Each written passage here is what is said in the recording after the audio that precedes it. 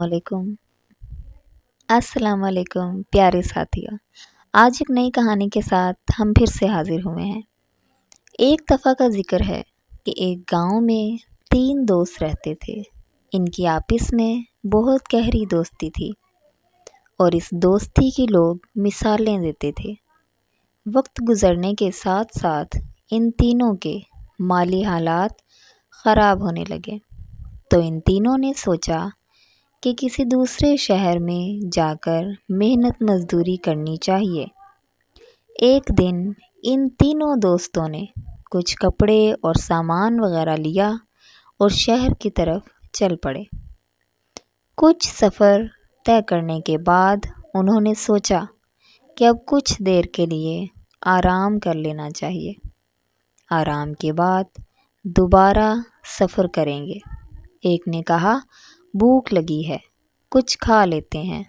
اچانک ان میں سے ایک کی نظر کچھ فاصلے پر پڑی ایک تھیلی پر پڑی۔ جب تھیلی کو لایا گیا تو دیکھا کہ اس میں سونے کے سکے ہیں۔ انہوں نے کہا، ایک آدمی کھانا لے کر آئے۔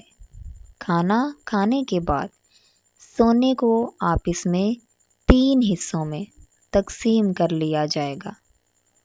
جب ان میں سے ایک کھانا لینے گیا تو پچھلے دونوں کے دل میں لالچ آ گیا کہ اگر یہ سونا 3 حصوں میں تقسیم کریں تو کافی نہیں ہوگا، اس لیے اگر ہم 2 مل کر تیسرے کو مار دیں اور سونا 2 حصوں میں تقسیم کر لیں۔